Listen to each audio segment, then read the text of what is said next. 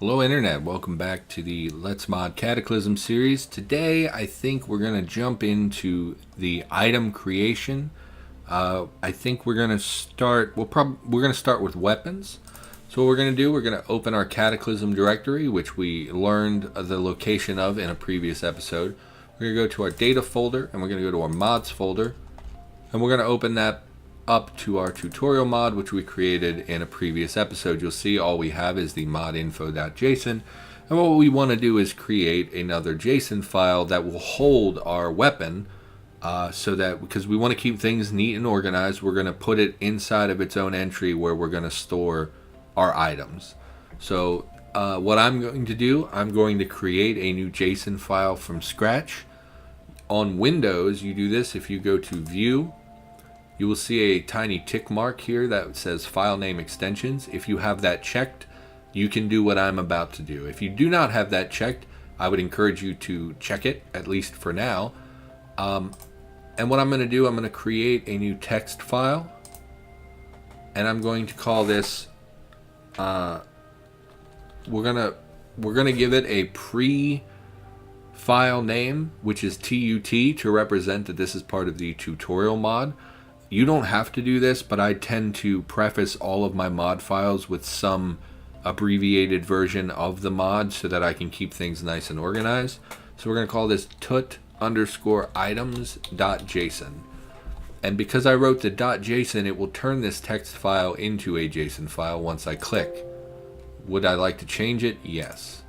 And now I have a JSON file. If you can't do that, or you don't want to use file extensions, or you're on a system that doesn't allow you to do this, what you can do, you can go to any other mod. We'll go here, we'll copy a random JSON. We will go back to our tutorial mod. We'll paste that in. Let's get rid of the tut items I just created. We can rename this tut_items.json, and now we have a JSON. We'll go in here and we'll just erase everything that was there. We'll save it, and now we have, clear these out, and now we have a blank JSON in our directory. So no matter how you do it, I would encourage you to create a new JSON. We're going to open that up, and again, I'm using Notepad++. Obviously, if you use something different, things will look a little bit differently. And what we're going to do right away in this blank file, we're going to create an open bracket, and we're going to create a close bracket, just like that. And you should do this every time you create a new JSON file, because basically you don't necessarily need these if you have a single it's complicated. I just basically do it. Just do it. Because basically this is telling the computer this is where the file starts, this is where the file ends. Simple as that. And we'll go ahead and put a space in between them, and we'll save that. Now, we want to create a weapon.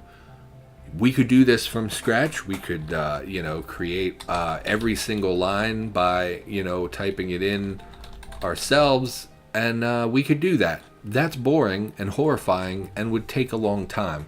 So what we're going to do is, instead of that, we're just going to copy an existing item.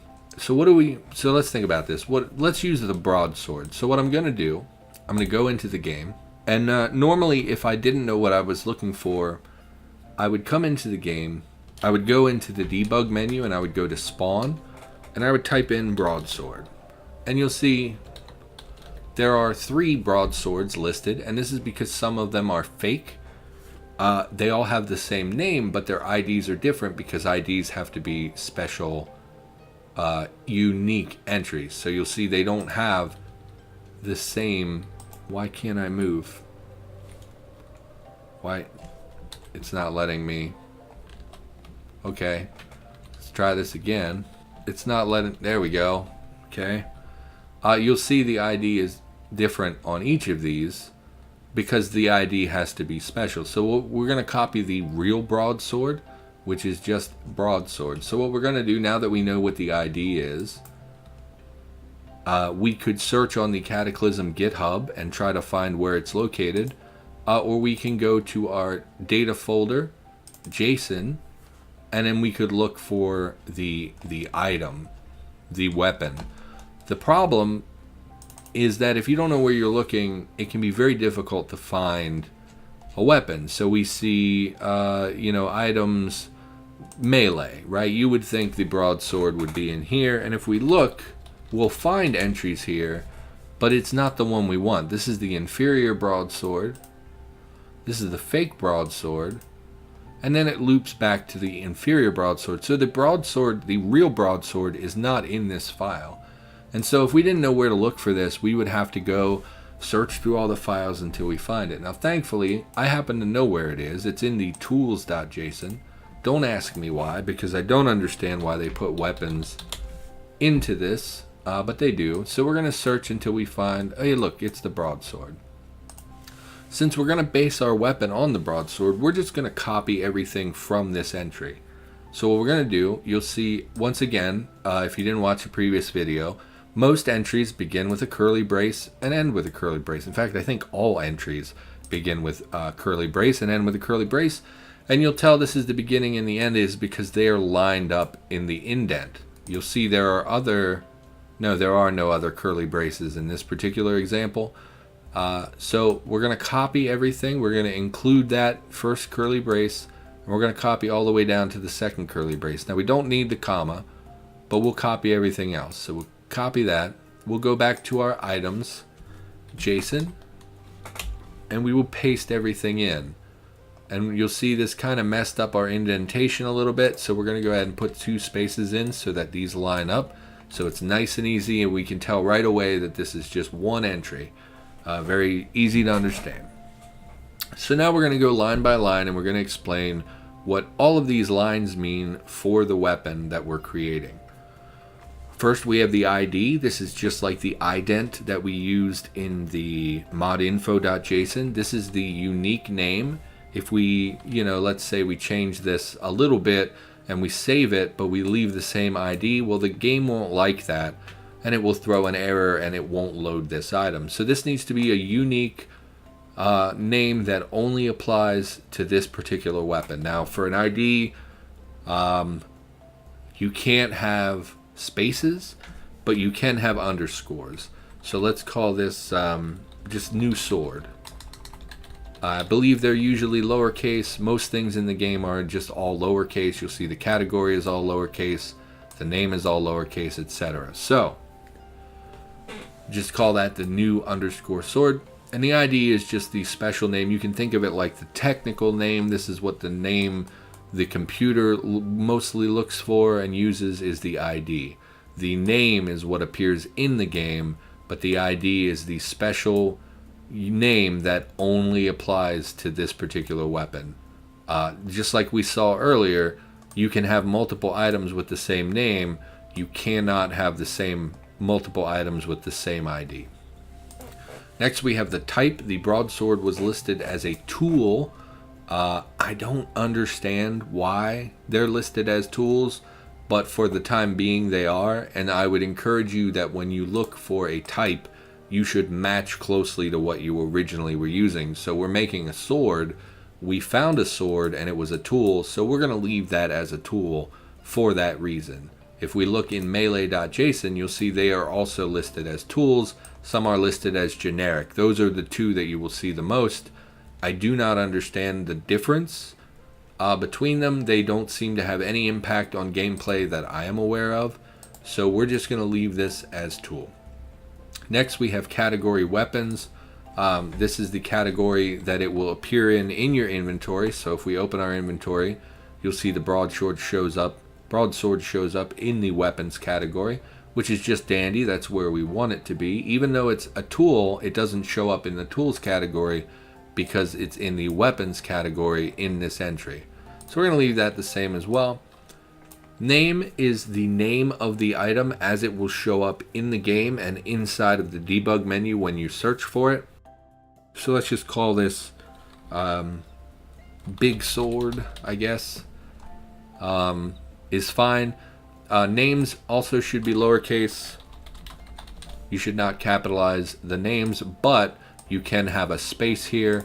It's also important to note that you can use other characters inside of this entry in a name line.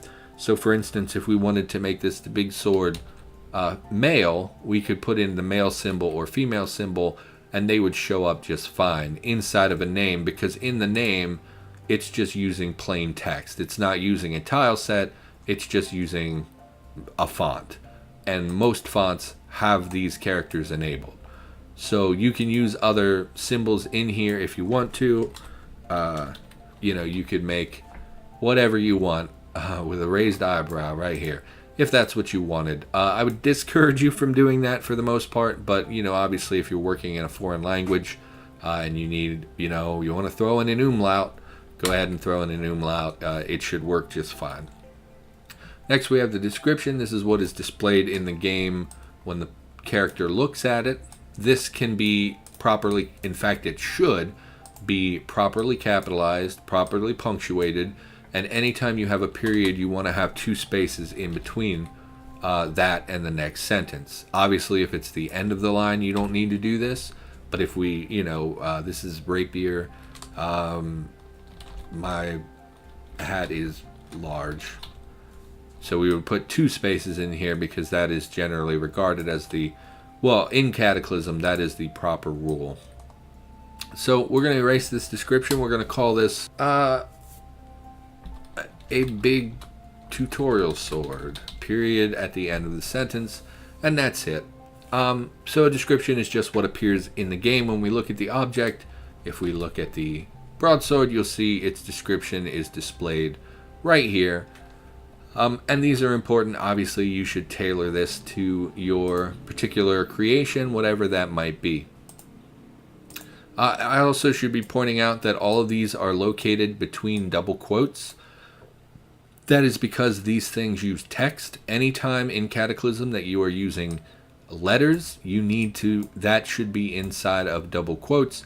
Anytime that you use numbers, they do not need to be in double quotes unless they are accompanied, unless they also have letters in them. For instance, here, the 2 is being used with letters, so it needs to be in double quotes. That's a rule that again, you'll see Notepad++ has color-coded for me what my numbers are and what my text is. It can be a little confusing, but mostly if you follow the rules of what you've already seen, it's not such a big deal. So now we've gotten description. It's also worth pointing out that each of these lines end with a comma. This is because it's basically telling the computer, hey, there's still more coming. So after this comma, there's going to be another line. And you'll see at the very end, we don't have another comma, and that's because it ends. There is no more line. And if we put a comma there, the computer will think, oh, there's another line coming, but then it won't find one, and it'll be angry, and it'll say you can't have this here. So basically, comma at the end of every line except for the very last line. Just save our progress just in case we bump something. Next, we have weight.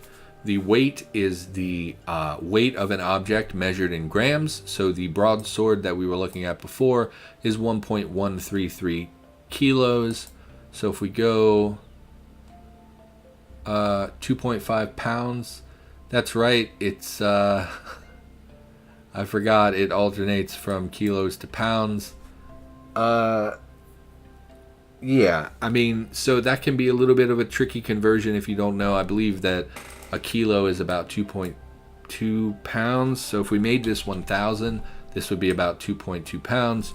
But apparently 1,133 grams equals 2.5 pounds. So this can be a little tricky. Our sword's going to be very big. Why don't we make it like 5 pounds? So let's say about 2,100 kilos. 2,100 grams. So 2.1 kilos times 2.2. That would be like 4.5 pounds. You know what? We'll go 2,200. We want it to be a big sword. Honestly, like 5 pounds is actually not very heavy. Why don't we make this like a buster sword? Let's just call this like, I don't know, like 8 pounds. So 8 pounds is like 3,600 grams, I think. Should be about 8 pounds. So we'll go ahead and again, all the important thing to know here is that it is in grams. This is the weight of the item. This should affect, our game broke. It does that sometimes. when I Alt-Tab out of the game itself. I think that weight affects the number of moves that is required to make an attack in the game. So the heavier the item is, the more difficult it is to attack with, and the more movement it will cost in order to make an attack with that weapon. So if we pull back the broadsword, if we look, this is the fake broadsword. It weighs they all weigh the same. Okay, so this one is lighter than the broadsword, and you'll see that it takes 105 moves per attack versus the actual broadsword, which is 2.5 pounds, and it takes 111 moves per attack. It is a slight difference, but you'll see that the only thing that's different is volume doesn't. I don't think volume affects your attack moves per attack, but weight does, and so that slight difference in weight comes out to be a slight difference in attack moves as well. So it's important to know the heavier the item is, the more difficult it will be to quickly make attacks with it. Next we have, and again, notice this is not in double quotes. This is just a number, and that is because this is a number. It doesn't need double quotes. Next we have volume. Now volume is a measurement of the actual size of something, the amount of space that it takes up, and it's measured in 0.25 liters. So if we make this 1, it would be 0.25 liters volume. But the broadsword has a 7 volume, so if we do that math, it's 1.75 liters. So if we go back and we look at the broadsword, here you'll see it displays as 1.75 liters. So for every 1 that we put here, it will affect the liters. Now, you can also change this to use milliliters instead. Like, let's say we were making something small. We're making a candle, right? A little teeny tiny, like, beeswax candle. Well, obviously, that's not going to take up 1/4 of a liter. It's much smaller than that. So what we can do is, instead of using a number, we can put double quotes here. And in the double quotes, we can say how many milliliters we want it to be. So we could call it 500 milliliters. In fact, let's look for an example of that in the Melee file. We'll look for milliliters. Nope. Oh, that's the only one. Nothing there uses milliliters. Okay, so here we have an example of that. This cell phone, instead of taking up 0.25 liters, it has 100 milliliters, which means this actually takes up 0.1 instead of 0.25. So if you're making a very small item, instead of using just a number, you would use this system right here to make it a number of milliliters. Now, you would never make it 500 milliliters because 500 milliliters is the same as putting in a 2, which is 0.5 liters. So maybe that's confusing, but basically, most of the time when you're using items, you're going to be using just a flat number, and that flat number represents how much volume it takes up. Now, we're making a big sword. If a broadsword takes up 7, let's say ours takes up 11, which is 2.75 liters, which is not super big, but is still pretty big. Okay. Next, we have price. Now, price represents the cost of this item, which is represented right here. This is represented in cents. So you'll see it's $12,000 or $1,200. These last 2 zeros represent the cents. You can think about this as having an invisible decimal point. And this is the cost of the item. I'm not 100% how cost interacts with NPC bartering because I don't play with NPCs. However, there are 2 entries to this. It's not always just price. Sometimes there is price. Sometimes there is also this entry, which is priced post-apoc. And we can copy that. So we're going to copy that into our entry, and we're going to paste it underneath the price. And so basically, price represents its cost originally before the apocalypse in cents. And then the price post-apocalypse is how much it is worth after the end of the world.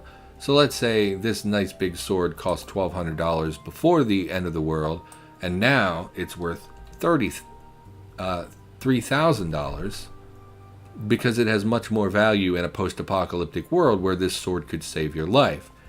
I don't know how often these prices are actually used. I don't know the bartering system, so I can't give you much advice when it comes to that.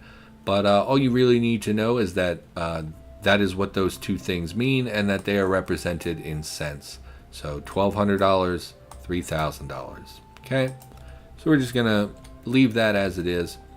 Now to hit, this line represents the 2-hit penalty or bonus that this weapon receives. Most of the time when you have something that is actually built to be a weapon, it will have a +2.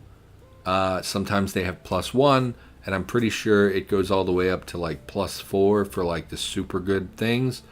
But basically, if you want to give a plus to hit, this basically improves how likely you are to hit the opponent with this weapon, which you should be familiar with if you've played any kind of roguelike or anything like that. When you're assigning a value to this, I would encourage you to use from 1 to 3 for weapons. And really it should be mostly 1 to 2 because that's what most of the items in the game are. And then if you're using something that is not a weapon, you would give it something like a -4 to a -6, because you're basically saying, look, you're really not supposed to use this as a weapon. It's really hard to wield. It's hard to kind of finagle and use it as a combat implement, and so you're going to get a huge penalty to hit. For our special sword, I think we'll give it a high number. We'll give it a +2 for now, which means that we're a little better suited to use this as a weapon. We're more likely to hit our opponent. Next, we have the bashing line. This tells you how much bashing damage this particular item does. Most melee weapons, it ranges very much. If it's a blunt instrument, some of them have very high values. The sledgehammer has a 40 bash. The homewrecker has a 28 bash. I think the crowbar has a 12 bash, something like that. And so this number, along with the cutting number, is very variable. It really depends on the type of weapon and what you're using it for. If it's a bashing weapon or a very heavy item, it should have a high bash, okay? So we look at the broadsword, you'll see it has an 8 bash, even though the broadsword is primarily a cutting weapon. Well, that's because you're still swinging a giant blade of steel. It still causes impact damage, and therefore it still deals blunt damage, crush damage as it hits. Obviously, it deals much more cutting damage than it does bash damage, but it still has a bash value. Now, our sword is very large, so it should deal an even higher bash damage. We're going to bump that up to 12, which again is the same as the crowbar, is the same as I think a 2x sword, things like that. So we're going to give it a higher bash. Next we have the cutting line. Same thing, it determines what kind of cutting damage your weapon deals. Ours is going to deal a little less cut damage than the broadsword because it's so much heavier and thicker. We're going to make it more of a bash damage. So we're actually going to drop this number to like 25, I think. So all told, our weapon can deal like 37 points of damage. It's just that most of it will be from the impact. A lot of it will be from the impact. It will still deal cutting damage, but it's also a pretty blunt instrument. Now, an important thing to note about the cutting line is that this does not always mean cutting damage. Down here, where we have the flags, which we'll talk about in a little bit, if we give it the stab flag, it will turn our cutting line into a piercing line. If we save this and loaded it right now, it would not display cut, it would say pierce instead.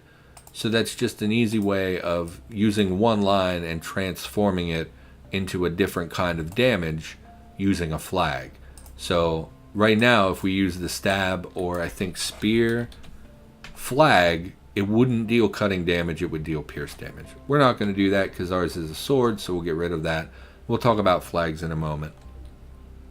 Next we have the material. This is what the weapon is made of.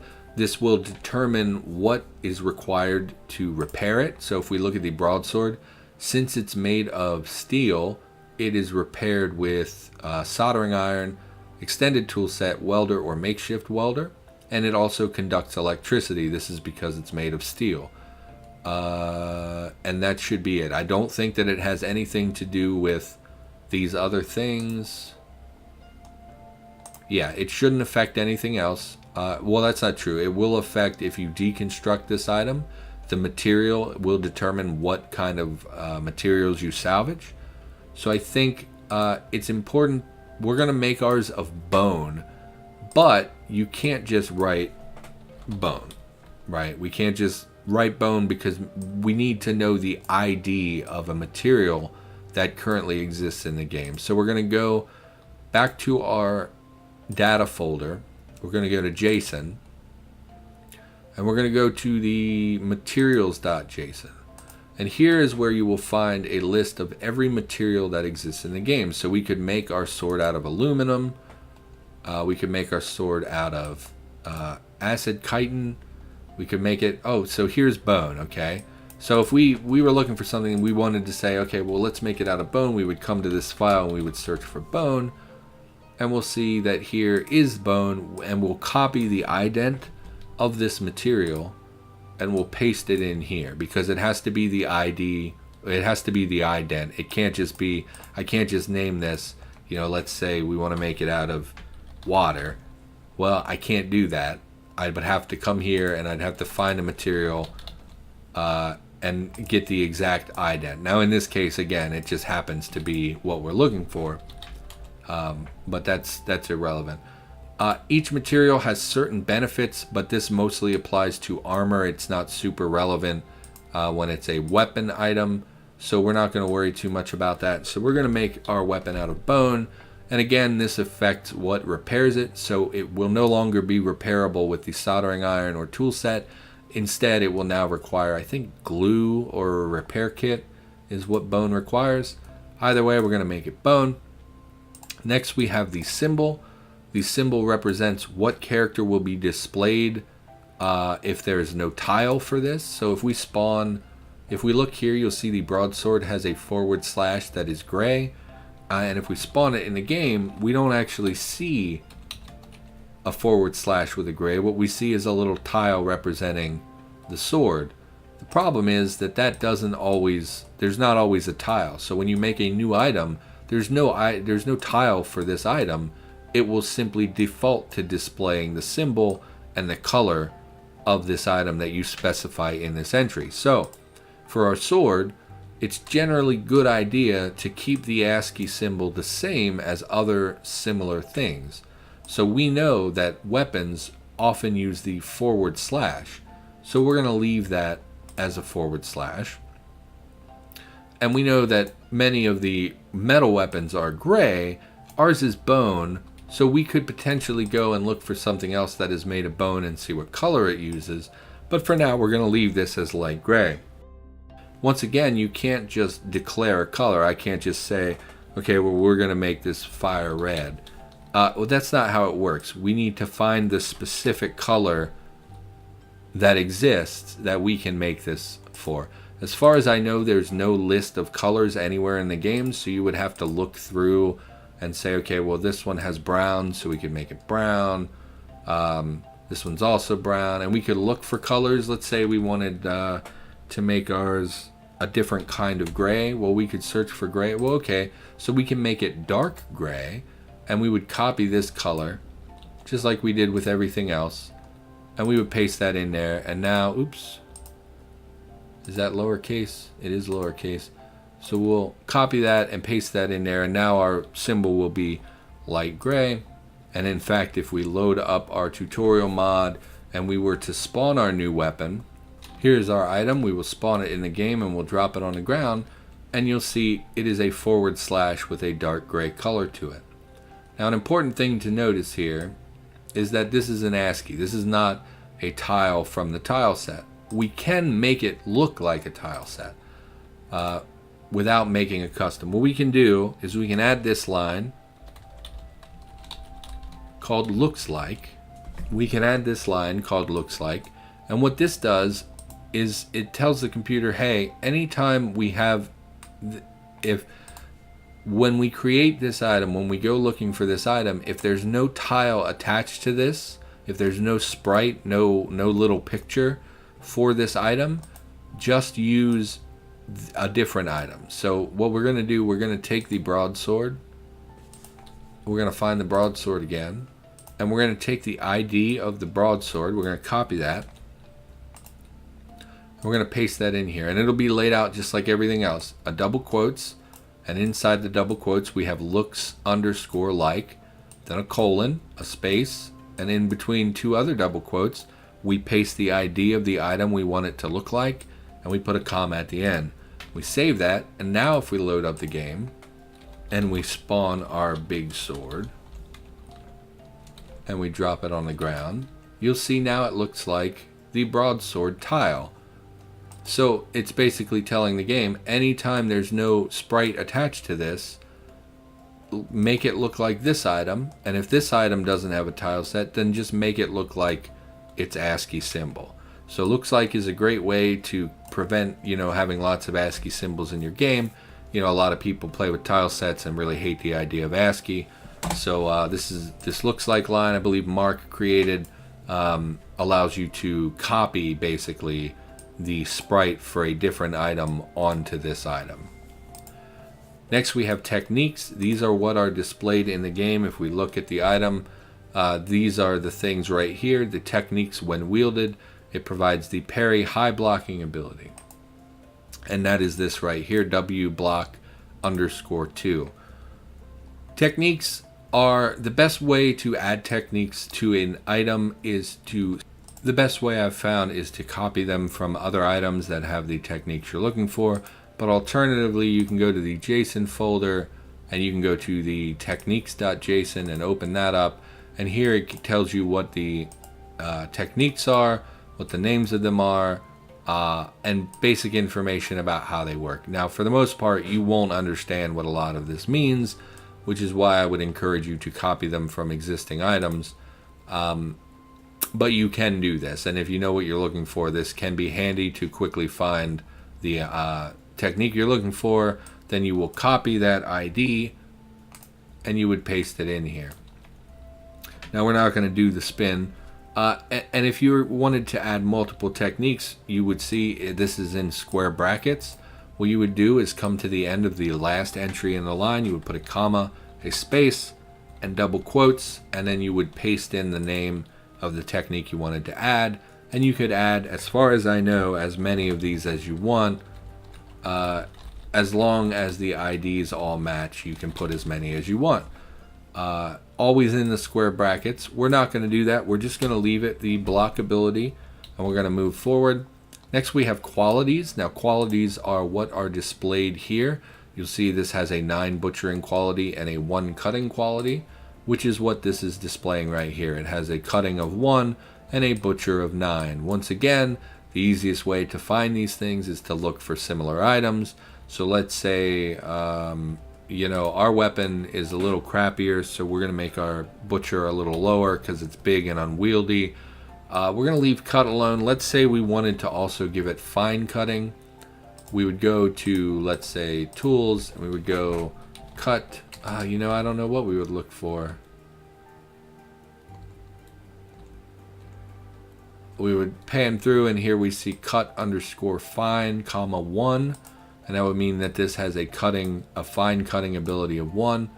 You'll notice that it's, once again, this is a square bracketed entry, but inside of these square brackets are 2 other sets of square brackets. So basically what this is saying is the computer reads, okay, qualities, okay, we're looking for qualities, open bracket, and then it says, okay, well, there's an open bracket, so it's going to be a list, which is true. It's made up of 2 different entries. And then this particular entry is also in brackets because it contains both a string and a number. So basically it's saying, hey, okay, here's a quality. Here it's opening the list. Now it's looking at the first entry in the list and says, okay, this one has a cut quality. And then it says, okay, well, what it expects now is how much cut quality does it have. So it sees a comma, a space, and it says a 1. And it knows that this means it has a cut quality of 1 because it's all within this particular square bracket. Same with the butcher of 4. If we got rid of these brackets, it would be an error. So let's say we wanted to add fine cutting. We would put a comma and space after the square bracket. We would open a new set of square brackets. Inside the square brackets, we would put a pair of double quotes, and we would put a number. For now, we'll just put a 5 so we can get everything organized. Then we would find, okay, well, we want fine cutting. So we'll come over here to cutting, comma, fine, and or cutting underscore fine. We'll copy that. We'll paste that between these double quotes. And now we'll change this to a 1 because we want it to have a fine cutting of 1. Now, if we save this and we've done everything right and we load the game back up, we will now see that our item has the fine cutting ability of 1, fine cutting quality of 1. So if we spawn our big sword, you'll see it now has the fine cutting ability of 1. Next we have flags. Flags are the most diverse and most confusing aspect of creating a new item. Basically, flags do special things. They make a whatever the entry is, they make that thing. In our example, it's an item. So the flags on this item make the item what it is. It makes it something special. So for instance, the broadsword that we copied had the durable melee flag and the sword sheath flag. And if we look at the entry for the broadsword, you'll see that here it has the ability to be stored in a baldric scabbard or back scabbard. And I happen to know that that's what sheath underscore sword means. And then we also have the durable melee, which if we look, you'll see it also says, as a weapon, this item is well made and will withstand the punishment of combat. And I happen to know that that's what durable melee does. Now, these different flags do very different things, and the only way to really know what any given flag does is to learn it or to find it in a list. And if we go to our document folder and we go to JSON flags.md and we open that, you'll see there is a huge list of many different flags from the game. So if we look for, what is this one called? Durable underscore melee. So if we go to durable underscore melee and we search for that, here it will pull up. It's a flag, it's a generic flag. And what it means is that this item is made to hit stuff and it does it well. So it's considered to be a lot tougher than other weapons made of the same materials. And the opposite of this would be fragile melee, which makes it a fragile item that will fall apart easily when used as a weapon due to poor construction quality and will break into components when broken. So those two flags mean opposite things. This durable melee means it's much more useful in combat. It can withstand more combat without taking damage, whereas fragile melee means it breaks very quickly when used in combat. So ours, we're going to keep durable melee. Sheath sword just determines where that item can be sheathed. And you'll see there are many flags in this file. And I want to point out, this is not all inclusive. This file is missing flags. Like if we look for the stab flag we saw earlier, we will not find it because it's not listed in this file. Even though it works perfectly fine. So it can be a little difficult. Once again, this is an example of where you would look for a similar item. Like let's say we were making this, we wanted this to make reach attacks. Well, we would look for a spear. Here's a pike. And we would look and see, okay, well, it has the spear flag. And it also has the reach attack flag, reach of 3, and it's non-conductive despite being made of aluminum. So you can kind of infer from the names of these things what exactly they do, and then you can always look them up. Like let's say we looked up spear. It says making reach attacks, thin obstacles will not be an obstacle. Let's go with, okay, right here is reach attack. It allows you to perform a reach attack. Okay, that's very handy to know. And you would learn by searching through and figuring things out. I'm not going to go over every single flag in the game. That would drive me mad. What I can say is that you can kind of look through JSON flags and try to find some that match. So for instance, we just looked for sheath and you'll see it has sheath knife and sheath sword. Well, we could say like, you know, if we're making a smaller weapon, maybe it is sheathable in a knife sheath. But for this weapon, no, we're going to stick with sheath sword because it's huge, and so on and so forth. This is really the only way I know how is through experience and kind of looking at similar entries. Anyway, at this point, we've created our item, which we can close out the game again, spawn everything in, and it will be exactly as we set it up looked for the wrong sword. We're looking for the big sword, which is the item we've created. You'll see here it lists the price and its current barter value, which is the post-apocalyptic price. It has the volume and weight we assigned it. It was about 8 pounds, pretty good.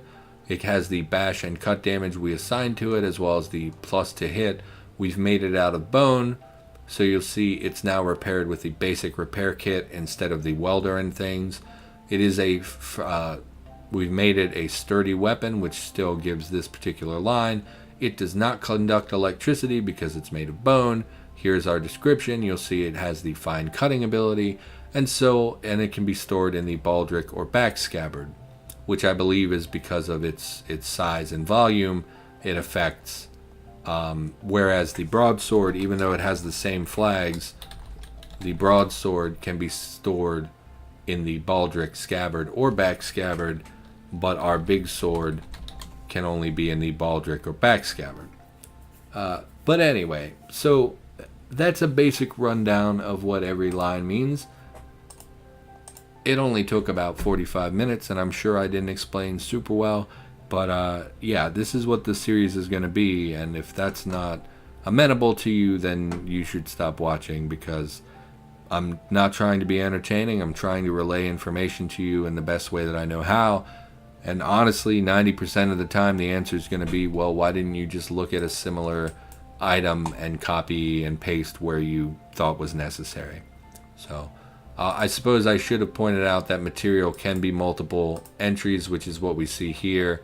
When it's multiple entries, it's set up the same way as we discussed before. It's set in square brackets with a comma space separating each entry, and each entry is between double quotes. So here, this particular pike is made of aluminum and wood, and they've given it the non-conductive flag, so even though it has aluminum, it will not conduct. So hopefully that wasn't very confusing. I feel like I over-explained, so hopefully you understood everything that we talked about. For now, I think that's going to do it. Hope you learned something, so I'll see you in the next one.